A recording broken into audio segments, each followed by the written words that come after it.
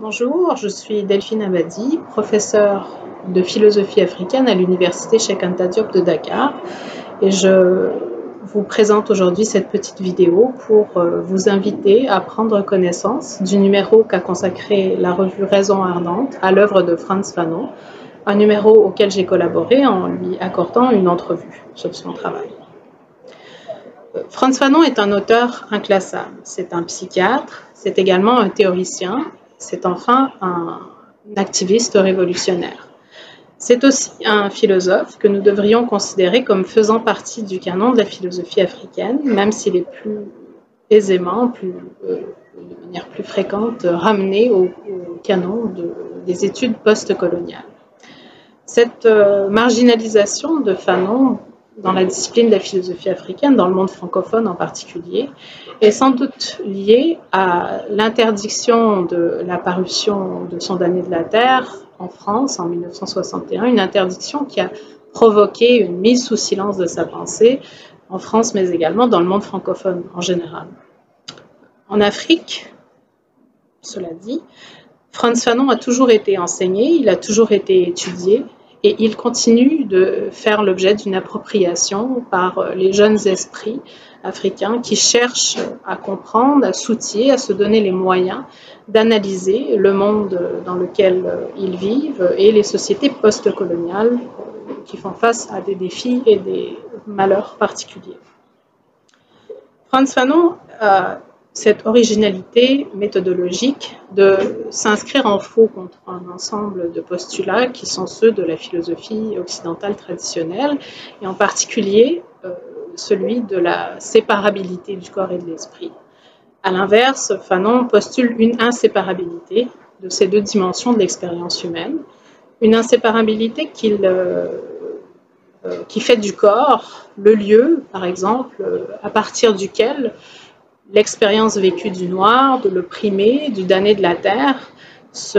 construit à travers le regard que l'autre pose sur lui, sur sa surface, sur sa superficie, pour le réduire à un statut d'objet, c'est-à-dire pour l'exclure de l'humanité tout court. Le corps, c'est aussi le lieu au sein duquel les besoins physiologiques se font sentir, la faim qui le tenaille, ces besoins qui sont à la source de l'étincelle qui mettra le feu aux poudres du processus qui commence par une insurrection et qui se conclura par une libération totale des peuples opprimés dans un processus de décolonisation à plusieurs phases. Cette inséparabilité a également pour corollaire une inséparabilité dans l'œuvre de Fanon entre la théorie et la praxis. Une praxis qui n'est pas seulement méthodologique pour Fanon, puisqu'évidemment, il s'est enrôlé aux côtés des insurgés de la libération algérienne. C'est donc également une praxis qu'il a mise encore en acte en s'alignant sur les idéaux de la Révolution. La praxis de la libération a évidemment donné lieu à une théorie qui continue de faire la controverse, qui est celle de sa théorie de la violence et du rôle de la violence dans le processus d'émancipation, de libération des peuples opprimés. Cette violence, donc, qui pour lui est une condition nécessaire, un moyen nécessaire par lequel doit passer le peuple qui se libère à travers une dialectique qui fonde sa légitimité dans ce processus de contre-violence qui s'oppose à une violence initiale qui est celle de la violence coloniale.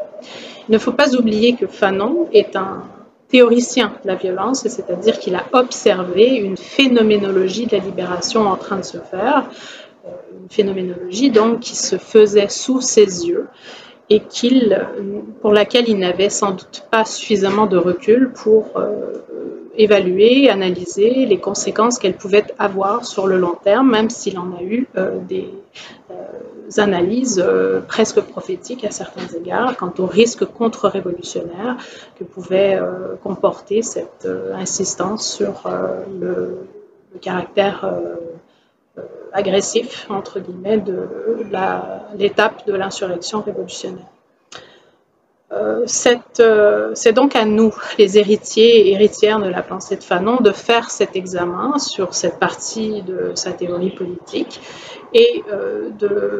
d'analyser, de voir en quoi sa théorie a pu être à la source de certains apories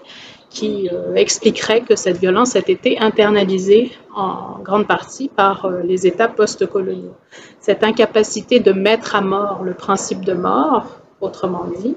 cette infinitude du cycle de violence doit faire l'objet d'une réflexion à nouveau frais que nous devons reprendre là où Fanon l'avait laissé, en quelque sorte. C'est une raison aussi de nous rappeler que nous ne pouvons pas lire Fanon comme s'il n'était qu'un activiste, puisque les fondements théoriques de cette théorie de la violence nous indiquent certaines raisons pour lesquelles elle a échoué à certains égards. Nous ne pouvons pas non plus lire Fanon comme un théoricien qui s'extrairait complètement des conditions à partir desquelles il a pu analyser une libération en train de se faire. Dans un monde où le racisme continue d'exister de manière permanente, continue de rendre indigne certaines vies au regard d'une hiérarchie des races qui se préservent et se renouvellent malgré le temps qui s'écoule depuis la fin des colonisations. Dans un monde également où les décolonisations ne sont pas encore achevées, l'œuvre de Frantz Fanon est évidemment d'une criante actualité. C'est donc sur cette invitation que je vais conclure cette petite intervention, une invitation à laquelle je vous convie de vous approprier l'œuvre de Fanon à travers ce numéro de Raison ardente, comme lui le faisait lui-même de ses influences intellectuelles. S'approprier, c'est donc aussi dire le réfuter lorsque cela est nécessaire, c'est-à-dire philosopher avec lui. Je vous invite donc à prendre connaissance de ce numéro et je vous souhaite une bonne lecture.